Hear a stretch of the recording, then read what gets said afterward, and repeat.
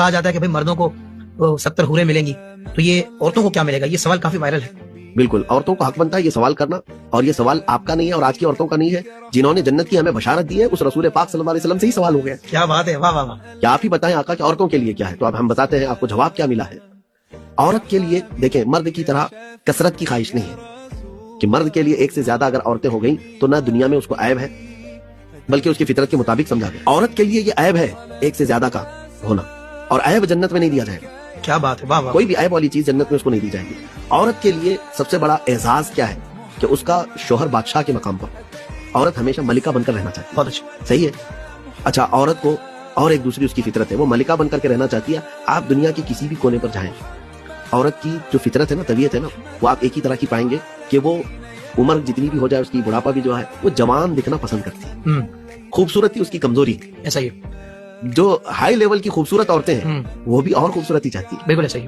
تقریباً عورت کی فطرت یہ ہے کہ وہ بہت ہی زیادہ حسن و جمال کی خواہش مند ہے۔ اب سنیں، عورت کو کیا دیا جا رہا ہے؟ اس کو وہاں پر جنت میں اس کا ہی شوہر دیا جائے گا، سبحان اس کا شوہر جو ہے، اور وہ بادشاہ کی حیثیت سے اس کو دیا جا رہا ہے، اور یہ ملکہ بن کر کے رہ رہی ہے اس کے ساتھ، واہ اور حسن و جمال اتنا کہ جنت کی 70 حوروں کے برابر اس کا ایک حسن ہوگا۔ بلکہ بعض جگہ یہ فرمایا گیا کہ 1000 حوروں کا حسن تنہا ایک جنتی عورت کو دیا جائے گا۔ اچھا، یہ بھی فرمایا گیا؟ یہ بھی۔ سبحان اللہ۔ اب اس سے بڑھ کر کے نعمت اس کو کیا مل گئی؟ واہ واہ واہ، سبحان اللہ۔ ایک مرد کی بعض اوقات ایک سے زائد دنیا میں بیویاں ہوتی ہیں، اس کی شادیاں ہوتی ہیں، تو اب سوال یہ ہے کہ جنت میں پھر اس کی بیوی کون سی ہوگی اس میں سے؟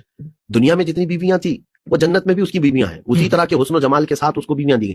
لیکن میں آپ کو یہ کہتا ہوں، کبھی ایسا ہوتا ہے کہ عورت ایک شوہر کے ساتھ تھی، شوہر کا انتقال ہو گیا، بیوہ تھی، اور اس کے بعد پھر دوسرے مرد سے اس کا نکاح ہو گیا، یا کبھی جو ہے ایک مرد کے نکاح میں تھی، طلاق ہو گئی، اب پھر اس کے بعد دوسرا مرد اس کے نکاح میں ہے، وہ کس کے ساتھ ہوگی؟ اب یہ عورت کے لیے مسئلہ ہے، یہ اصل مرد کے لیے تو مسئلہ واہ نہیں، واہ واہ واہ۔ مرد کے لیے کوئی مسئلہ نہیں، عورت کے لیے مسئلہ ہے۔ اس میں فقہاء کرام کے الگ الگ اقوال ہیں۔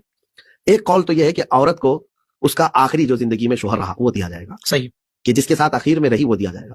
ایک قول یہ ہے کہ ان شوہروں میں اگر اس کے 2 ہوئے تھے یا 3 ہوئے تھے دنیا میں، سب سے زیادہ اخلاق والا اور سب سے زیادہ جو اس سے محبت کرتا تھا وہ اس کو جنت میں دیا جائے گا۔ واہ واہ واہ اور تیسرا قول یہ ہے کہ اس عورت کو ہی اختیار دیا جائے گا، جس کے ساتھ تو رہنا چاہے وہی تیرا بادشاہ ہے۔ واہ واہ، زبردست، سبحان اللہ۔ تو عورت کو یہ جو اختیارات جنت میں دیے جا رہے ہیں، واہ واہ واہ، تو اس سے بڑھ کر کے اس کو نعمت کیا ہے کہ دنیا میں تو اس کے پاس اتنے اختیارات نہیں ہیں۔ واہ واہ، عورت کو اس کی سوچ سے زیادہ ملتا ہے جنت میں۔ یہ جو ایک پروپیگنڈا ہے، ایک ڈھکوسلا ہے، عورتوں کو گمراہ کرنے کے سوالات جو باطل قوموں کی طرف سے آتے ہیں کہ یہ مردوں کی ہوس کے لیے جنت بنائی گئی ہے، عورتوں کا کچھ نہیں ہے۔ عورتوں کا تو بہت ہے جنت میں، واہ واہ واہ، عورتوں کا بہت ہے جنت میں۔ وہ باضابطہ پورے جنت کے محلات کی ملکہ ہیں، اور ان کو اختیار دیا جا رہا ہے، وہ جس کے ساتھ رہنا پسند کریں گے۔ اگر دنیا میں مختلف شادیاں ہوئی تھی تو اس سے بڑھ کر کے اور نعمت کیا ہے؟ سبحان اور اللہ، حسن و جمال 1000 حوروں کے برابر کا دیا جا رہا ہے۔ یہ تو کمال دنیا کے سارے پاؤڈر اور میک اپ اور لالی مل کر کے ایک حور کا حسن نہیں پیدا کر سکیں گے۔ کیا بات ہے، کیا بات ہے، واہ واہ۔ مفتی، یہ آپ کی بات مجھے بہت لطف آیا اس بات کا جو آپ نے